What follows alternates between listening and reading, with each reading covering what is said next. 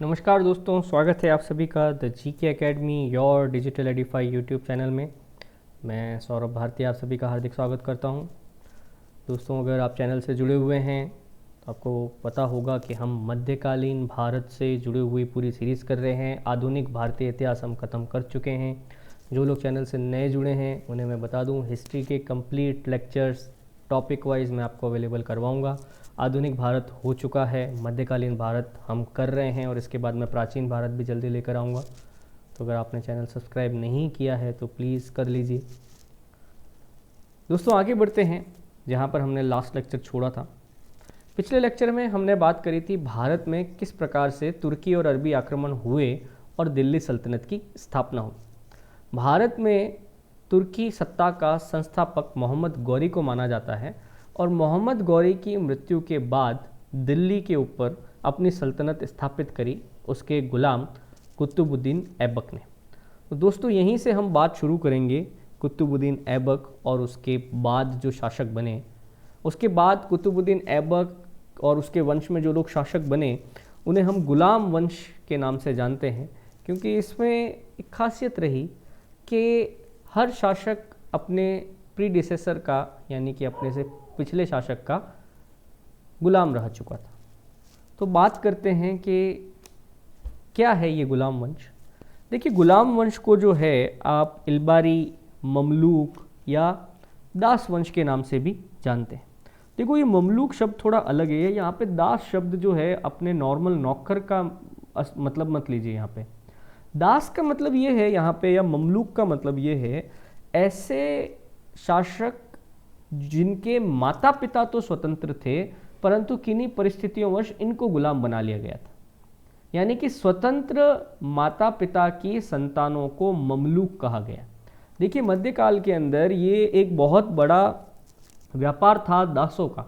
जब आपस में एक छोटा कबीला या राज्य दूसरे राज्य पर हमला करता था तो वो वहाँ के व्यक्तियों को, लोगों को, महिलाओं को, बच्चों को, पुरुषों को बंदी बना लेते थे और उसके बाद ये महिलाओं को अलग तरह से बेच दिया जाता था, बच्चों को अलग तरीके से।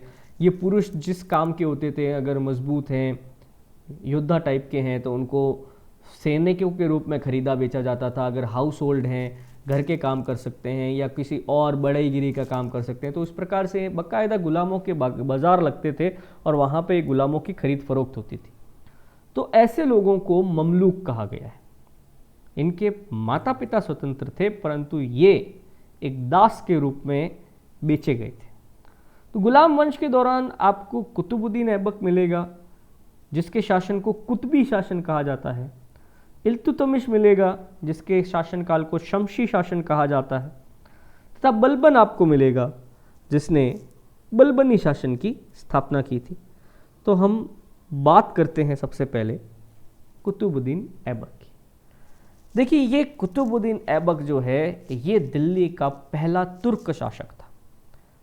मोहम्मद गौरी नो डाउट भारत में तुर्की सत्ता का संस्थापक कहा जाएगा, परंतु दिल्ली सल्तनत का संस्थापक आप किसे कहेंगे? कुतुबुद्दीन ऐबक को। वापस बोल देता हूँ, भारत में तुर्की सत्ता का संस्थापक किसको कहेंगे आप? मोहम्मद गौरी को। परंतु जब शब्द आ जाएगा दिल्ली सल्तनत का संस्थापक तो शब्द आ जाएगा कुतुबुद्दीन ऐबक। 1206 में जब मोहम्मद गौरी की मृत्यु हुई तो इसने अपने आप को स्वतंत्र शासक घोषित किया। अजमेर और दिल्ली से इसने शासन चलाया। हालांकि 1206 से लेकर 1208 तक इसने कभी भी अपने आप को स्वतंत्र शासक घोषित नहीं किया। इसने अपने आप को हमेशा मोहम्मद गौरी का एक नुमाइंदा ही बताया। परंतु 1208 के बाद इसने सुल्तान की उपाधि धारण करी। क्योंकि देखिए, यहाँ ये जो दिल्ली के शासक होते थे, ये जो तुर्की शासक थे, इन्होंने सुल्तान की उपाधि धारण करी, इसलिए इसे सल्तनत कहा गया। दिल्ली सल्तनत, सुल्तान की उपाधि धारण करने के कारण। तो देखिए, कुतुबुद्दीन ऐबक जब शासक बना तो इसके पास कई चुनौतियाँ थी। जैसे कुतुबुद्दीन ऐबक की सबसे बड़ी चुनौती थी कि इसका गुलाम होना कई सारे तुर्की अमीरों को अखरता था। जैसे कि मोहम्मद गौरी के जो विश्वस्त सरदार थे, जिसमें ताजुद्दीन यल्दौज और नासिरुद्दीन कुबाचा और बख्तियार खिलजी आते थे वो बड़े बड़े कबीलों से संबंध रखते थे, तुर्की अफगान के बड़े कबीलों से संबंध रखते थे, जबकि ये एक गुलाम था। इस वजह से एक गुलाम का शासन करना इनको रास नहीं आता था।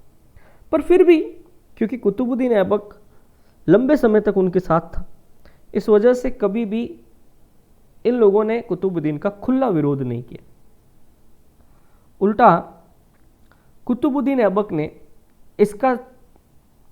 इस चुनौती का सामना जो किया बड़ा कूटनीति से किया।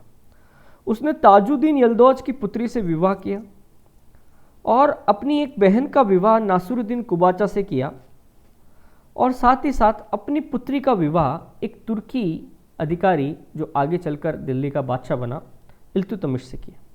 इस प्रकार इसने वैवाहिक संबंध स्थापित करके अपनी सत्ता को मजबूत किया। इसने अपना अधिकतर समय लाहौर में बिताया और वहीं से ये शासन करता था, क्योंकि वो गोर और गजनी के पास में था, इसलिए इसने वहीं से शासन करते उचित समझा। अपने सेनाया कैमाज रूमी की सहायता से इसने बंगाल को अपने अधीन किया। अपनी उदारता के कारण कई सारी चीज़ें वो दान देता था, इसलिए इसे लाख बख्श भी कहा जाता था। दिल्ली में इसने कुतुब मीनार और कुव्वतुल इस्लाम मस्जिद का निर्माण कराया। ये कुव्वतुल इस्लाम जो है ये भारत की पहली मस्जिद थी। अजमेर में इसने 2.5 दिन के झोपड़े का निर्माण करवाया। प्राचीन नालंदा विश्वविद्यालय को ध्वस्त करने वाला सेना नायक बख्तियार खिलजी कुतुबुद्दीन ऐबक का ही एक सेना नायक था। 1210 में चौगान खेलते हुए, पोलो होता ना, हॉर्स पोलो, उसे चौगान कहा जाता है, वह खेलते हुए इसकी मृत्यु हुई। इसका मकबरा भी लाहौर में ही है। कुतुब मीनार बड़ी फेमस है। इसका निर्माण तो ऐबक ने करवाया था, शुरू इसने करवाया था ऐबक ने, परंतु उसे पूरा करवाया इल्तुतमिश ने। तो देखिए कुतुबुद्दीन ऐबक ज़्यादा लंबे समय तक शासन नहीं कर पाया, बट फिर भी इसने अपनी सूझबूझ से भारत के अंदर एक दिल्ली सल्तनत की नींव तो डाली दी थी। एक छोटा सा आप यहाँ पे फैक्ट याद रखिएगा कि ये जो कुतुब मीनार जो इसने बनवाई थी, ये एक प्रसिद्ध सूफी संत थे बख्तियार काकी। बख्तियार काकी की याद में बनवाई थी। तो आप याद रखिएगा कुतुब मीनार का निर्माण किसकी याद में? सूफी संत थे बख्तियार काकी, उनकी याद में करवाया गया था। फिर देखिए अगला जो शासक बनता है वो था इल्तुतमिश। हालांकि इल्तुतमिश से पहले कुतुबुद्दीन का एक पुत्र था आराम शाह, वो गद्दी पर बैठा, परंतु अपने नाम के जैसे ही वो आराम पसंदी था, अकर्मण्य था, काम धाम में उसका कोई रुचि नहीं थी। इस वजह से जो तुर्की अमीर थे उन्होंने कुतुबुद्दीन के दामाद इल्तुतमिश को शासन के लिए आमंत्रित किया। इल्तुतमिश जो है ये भी तुर्क था, बट इल्बारी तुर्क था, ये कबीला है इल्बारी, और सुल्तान बनने से पहले ये बदायूं का सूबेदार था। और आप ऐसा समझिए बदायूं उस समय दिल्ली सल्तनत की सबसे ज़्यादा राजस्व वाली जागीर हुआ करती थी। वास्तव में अगर देखा जाए कि दिल्ली सल्तनत को मजबूती किसने प्रदान की, तो इल्तुतमिश का नाम आएगा। कुतुबुद्दीन का शासन देखें तो 1206 से 1210 कोई लंबा नहीं था, पर इल्तुतमिश जो है इसने दिल्ली सल्तनत को मजबूत किया। जैसे कि कुतुबुद्दीन को कभी मोहम्मद गौरी ने गुलामों के बाजार से खरीदा था, वैसे ही इल्तुतमिश को भी कुतुबुद्दीन ऐबक ने कभी गुलामों के बाजार से खरीदा था। तो ये गुलाम के शासन बनने की परंपरा अभी भी चल रही थी। हालांकि कुतुबुद्दीन का पुत्र जब आराम सा शासक बना तो ये चेन टूट सकती थी, क्योंकि कुतुबुद्दीन तो स्वयं एक सुल्तान था, परंतु उसका बेटा लंबे समय शासन नहीं कर पाया और शासन वापस किसके हाथ में चला गया? एक और गुलाम इल्तुतमिश के हाथ में चला गया। अब क्योंकि ये भी गुलाम था तो तुर्की और अफगान के जो सरदार थे उनसे भय रहता था, क्योंकि वो इनको नीच समझते थे। तो इल्तुतमिश ने तुर्की के जो बड़े बड़े कबीलों के सरदार थे, जो लगभग 40 कबीले थे, उनका एक दल बनाया जिसे तुर्कान चहलगानी या चालीसा कहा गया। इस चालीसा के साथ में ही इल्तुतमिश उठता बैठता था और उन्हीं के सहयोग से, आपसी सलाह से यह अपने निर्णय लेता था। इल्तुतमिश के काल में ही वास्तव में दिल्ली सल्तनत का विस्तार हुआ। इल्तुतमिश जब शासक बना तो राजपूताना में अनेक विद्रोह हो रहे थे। साथ ही साथ जो नासिरुद्दीन कुबाचा अफगान में कंधार, हेरात इन प्रदेशों पर बैठा था, वो भी लगातार इल्तुतमिश को चुनौती दे रहा था। तो अब इसने धीरे धीरे इन चुनौतियों से निपटना शुरू किया। सबसे पहले तो इसने दिल्ली के आसपास वो तुर्की अमीर जो ताजुद्दीन यल्दौज और नासिरुद्दीन कुबाचा के साथ मिलकर इसके खिलाफ षड्यंत्र कर रहे थे, इसने उनका दमन किया। इसने ताजुद्दीन यल्दौज के विरुद्ध 1215 में तराइन के मैदान में युद्ध किया और उसे बंदी बना लिया, और यल्दौज के बाद में इसने हत्या कर दी। इसके बाद गजनी, जहाँ से ये ओरिजिनली आए थे, और दिल्ली का संपर्क हमेशा के लिए टूट गया, क्योंकि ताजुद्दीन यल्दौज, जैसे मैंने अभी आपको थोड़ी देर पहले बताया, कि वो लगातार कंधार, हेरात, गजनी, गोर यहाँ के लोगों को इकट्ठा करके दिल्ली पर चढ़ाई के लिए उकसा रहा था। पर तराइन के युद्ध में 1215 में जब ताजुद्दीन यल्दौज सेना लेकर आया तो इल्तुतमिश ने उसे हरा दिया। इसके बाद आप देखें कि इल्तुतमिश के शासनकाल में एक बड़ी घटना होती है। 1221 के लगभग चंगेज़ खान का आक्रमण होता है, मंगोल चंगेज़ खान, जिसने अपने आक्रमण से पूरी मध्य एशिया, चीन को हिला दिया था।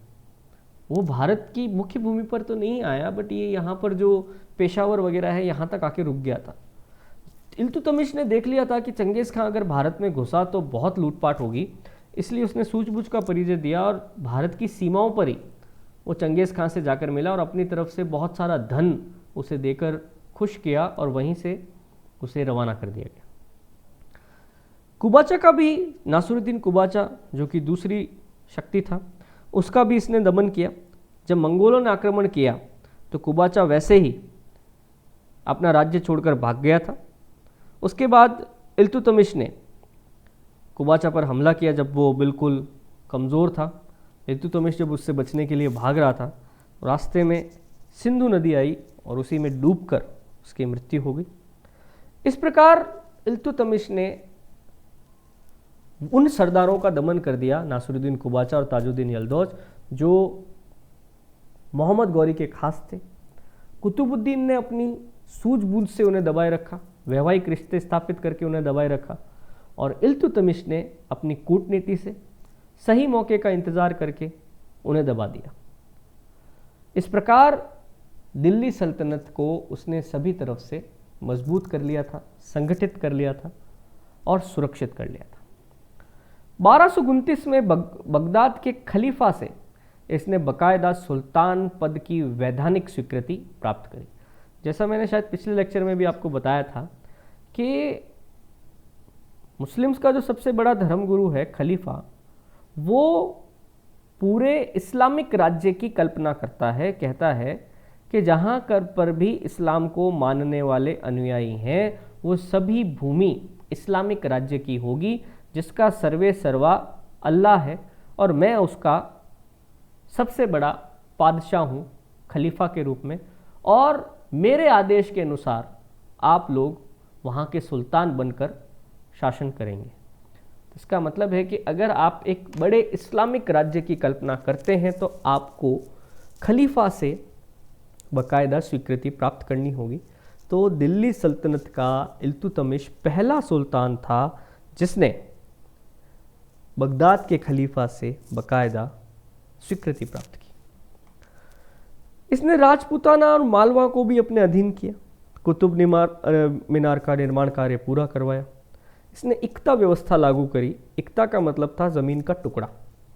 सैनिकों को वेतन के रूप में जो है एक ज़मीन का टुकड़ा दे दिया जाता था, जिससे वो अपना खर्चा चलाते थे।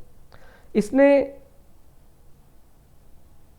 चांदी का दाम और चांदी का टका और तांबे का सिक्का जीतल भी चलवाए। इल्तुतमिश के समय मेवाड़ के शासक थे जैत्र सिंह।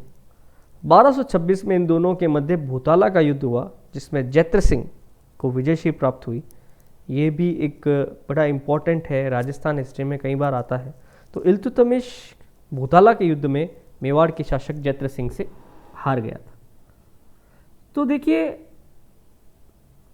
इल्तुतमिश का अगर हम एक मूल्यांकन करें तो यह एक योग्य प्रशासक था, जिसने राज्य की प्रशासनिक व्यवस्था को मजबूत किया, जिसने राज्य की सीमाओं को मजबूत किया और एक मजबूत प्रशासनिक सेवा को देकर एकता व्यवस्था, जिसको हम कह रहे हैं, जो आगे दिल्ली सल्तनत में लगातार चलती जाएगी, उसका गठन इसी ने किया।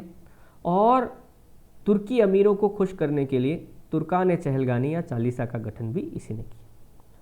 अब बात करें इसके उत्तराधिकारियों की, तो इल्तुतमिश की मृत्यु के बाद इल्तुतमिश का एक अयोग्य पुत्र, विलासी पुत्र रुकनुद्दीन फिरोज गद्दी पर बैठा।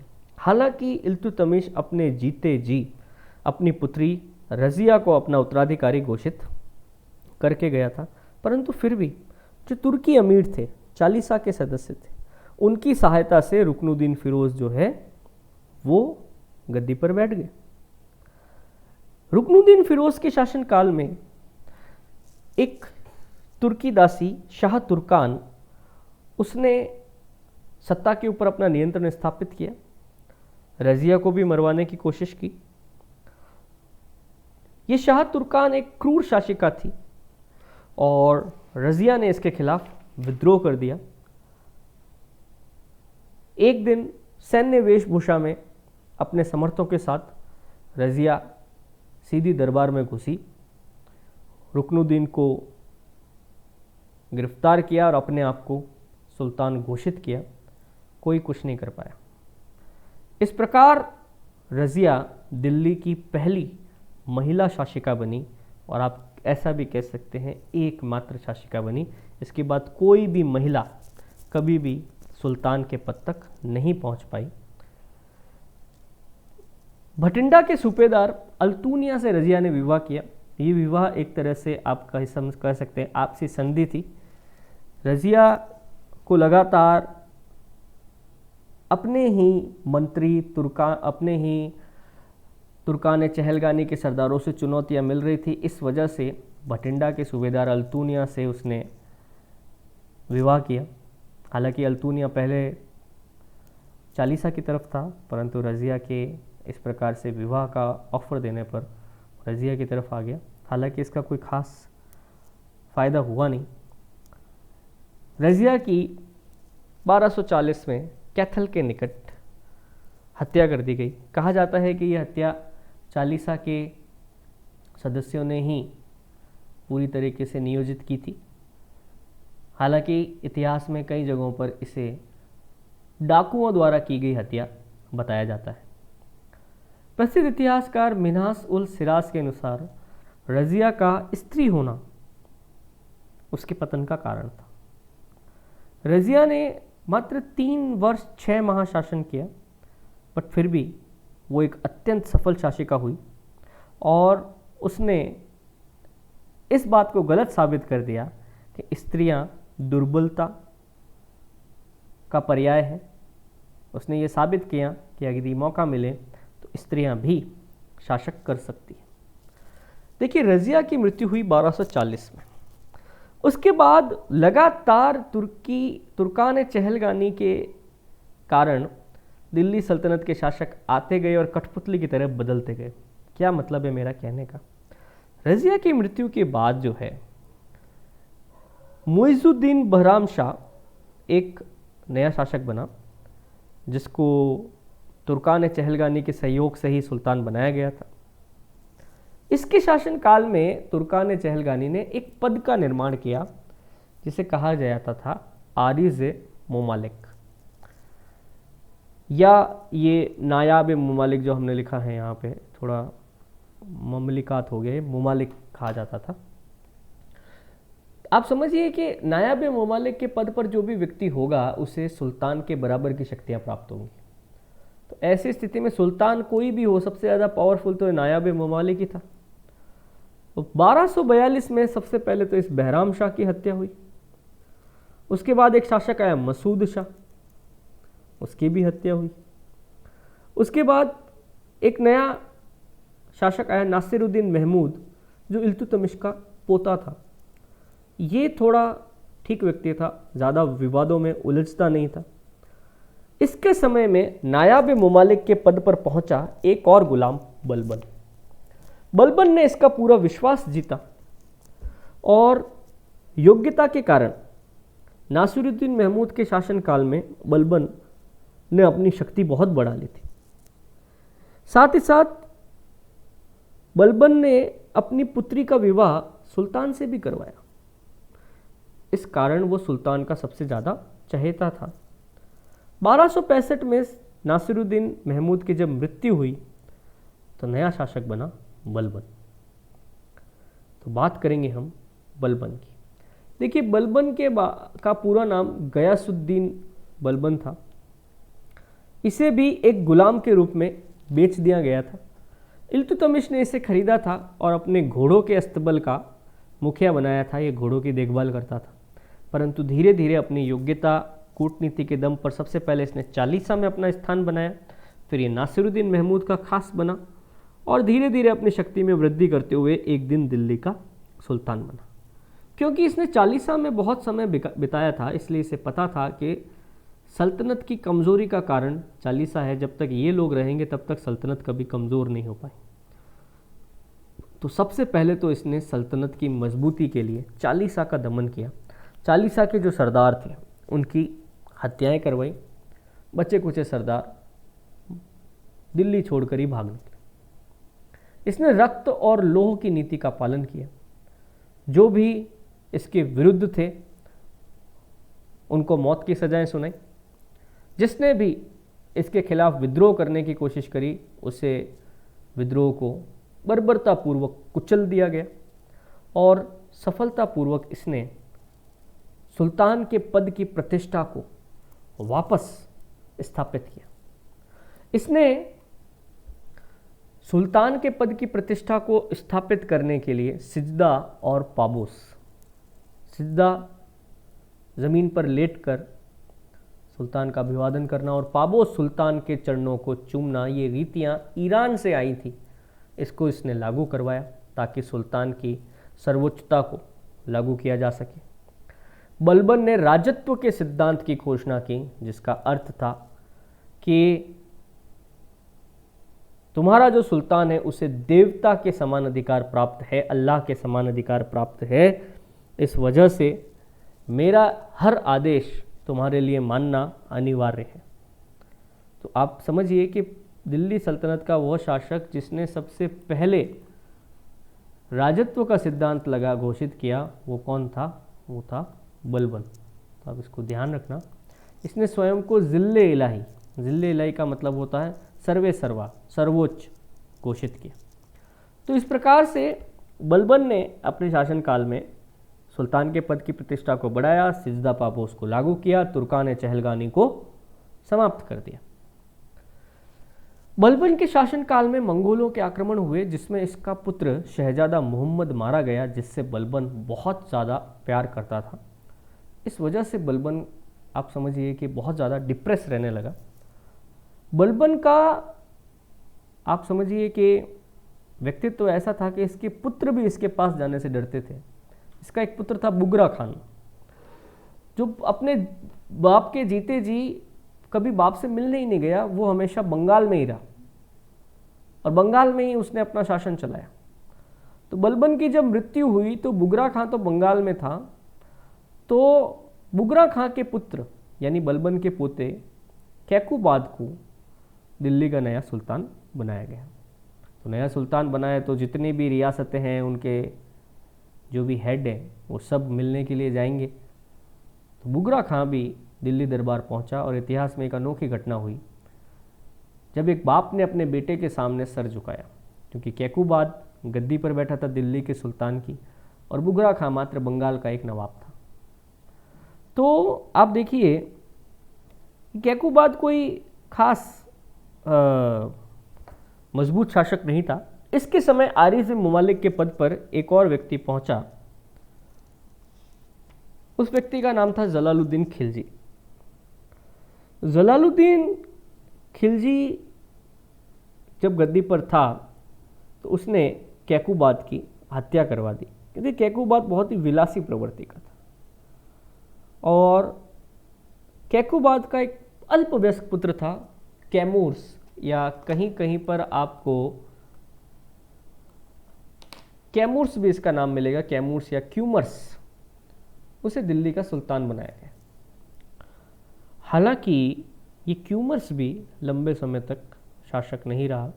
1290 में जलालुद्दीन ने इसकी भी हत्या कर दी, और इसी की हत्या के साथ ही दिल्ली सल्तनत पर ये गुलाम वंश के जो शासक थे, इनका शासन समाप्त हुआ, और जलालुद्दीन खिलजी ने दिल्ली में एक नए राजवंश की नींव रखी, जिसे इतिहास में हम खिलजी वंश के नाम से जानते हैं। तो दोस्तों, ये था गुलाम वंश। इसी परिवर्तन के साथ आगे हम खिलजी वंश के बारे में पढ़ेंगे। कुछ महत्वपूर्ण तथ्य हैं जो हम बात कर लेते हैं। बलबन के दरबार में प्रसिद्ध कवि अमीर खुसरो और अमीर हसन रहा करते थे। अमीर खुसरो बड़े फेमस हैं। सितार का आविष्कारक इन्हें कहा जाता है, ख्याल गायकी का आविष्कारक इन्हें कहा जाता है।